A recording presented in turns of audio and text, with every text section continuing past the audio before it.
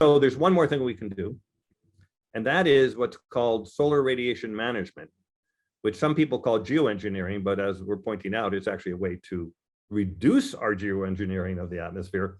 And there's multiple ways to do this, but what we want to do is essentially reflect 1 to 2% of the sun's light away from the Earth. There's three main ways people talk about doing it. A way that would work quite well because it happens naturally is to put sulfur particles high up in the stratosphere.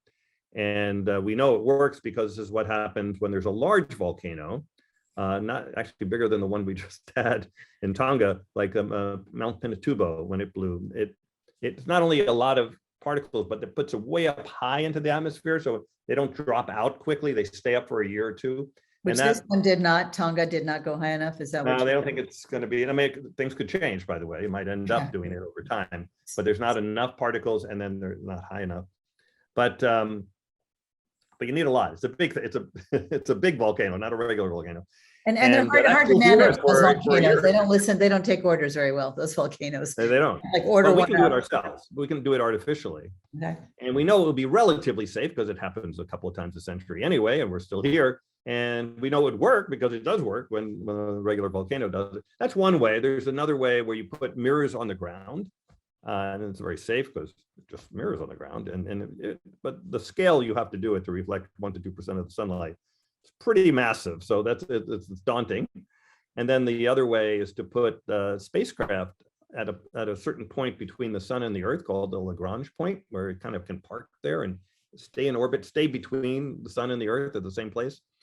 And you put up a huge solar sail, a solar shield, basically a shade, and you block 1% or 2%. And the nice thing about that is you can control it, turn it on and off and things like that. And so therefore, if you're not happy with what happens, you can just turn it off and things like that. And also even the putting the particles in the air, if we don't like it, we could just stop doing it. And just like a volcano, it would rain out in the next year or two anyway. So people are really against that.